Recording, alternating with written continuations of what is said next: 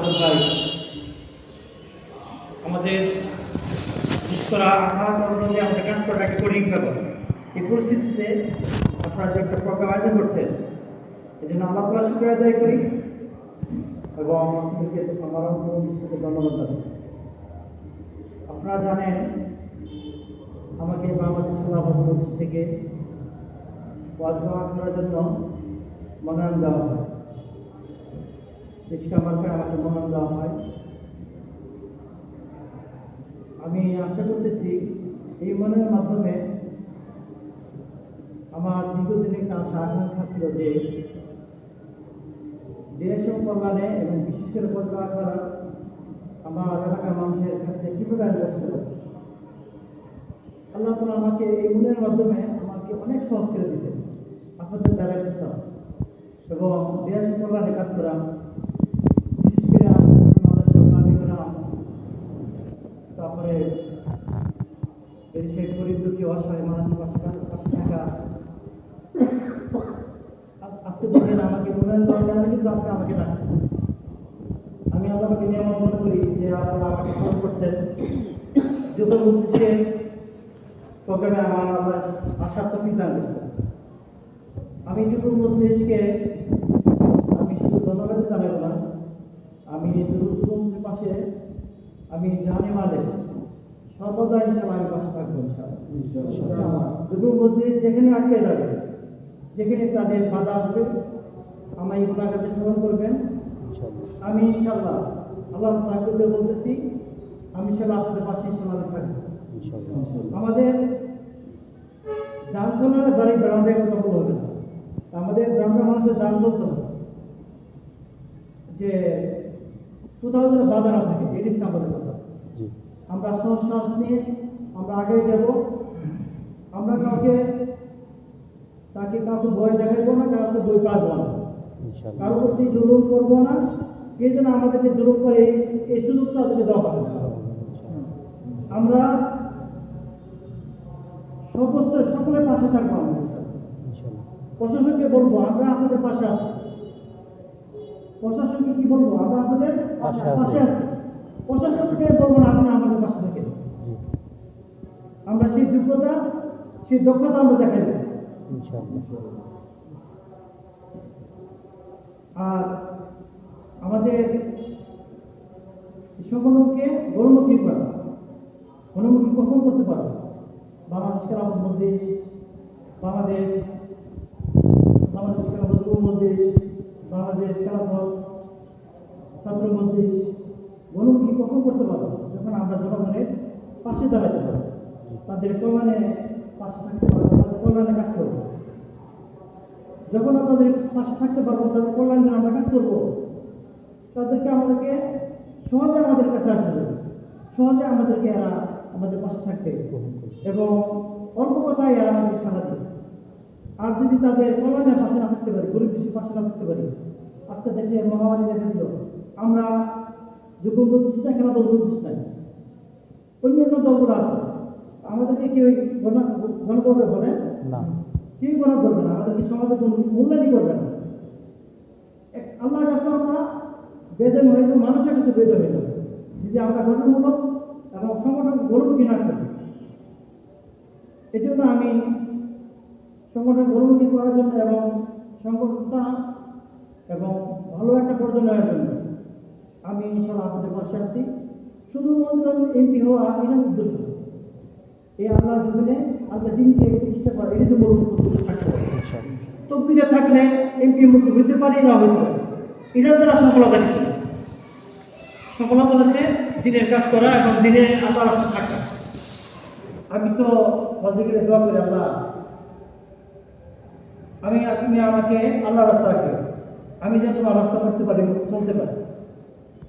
আমাদের মৃত্যুটা যেন সহজে মৃত্যু হয়, আমাদের মৃত্যুটা কি হয় সহজে মৃত্যু হয়।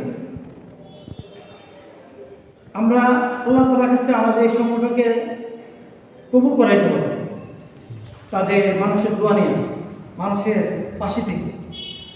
দোয়া এমন এক হাতিয়ার, দোয়া মানুষের প্রত্যেকের পাবে। হাদিস में दर्शा दुआ मुफ्त लेगा, दुआ से हमारा जवाब। আমি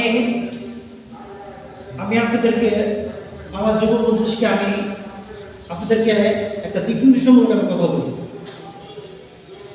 ওনারা বলছে আমাদেরকে দিক নির্দেশমূলক কথা বলা যাবে। আমরা যে আগে বাড়তে চাই, আমরা উলামায়ে কেরামের পাশে থাকবো, তাদের খেদমত করব। বিশেষ করে মাদ্রাসা ছাত্রদেরকে আমরা খেদমত করব। এই জমানার এরা আল্লাহ বলি, তাদের কাছ থেকে আমরা দোয়া নিব।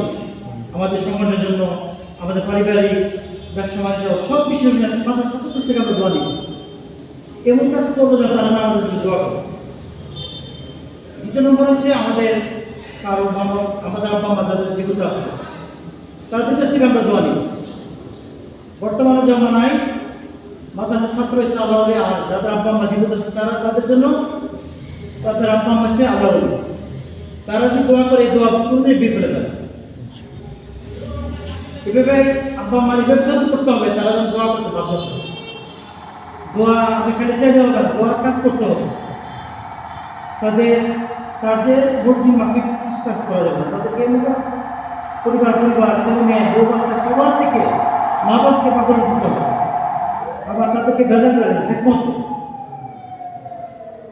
আমি একবার আমার আম্মা আব্বার কাছে আমি দেখা আমার আব্বা আম্মার কাছে গিয়ে আমি দোয়া চেয়েছি। আব্বা আম্মার কাছে দোয়া চেয়েছি যে আব্বা আম্মা আমার জন্য দোয়া করে আমি যেন ইমানের মৃত্যুবরণ করতে পারি, আমি যেন হজ করতে পারি, আর আমি যেন আল্লাহ বলে হতে পারি।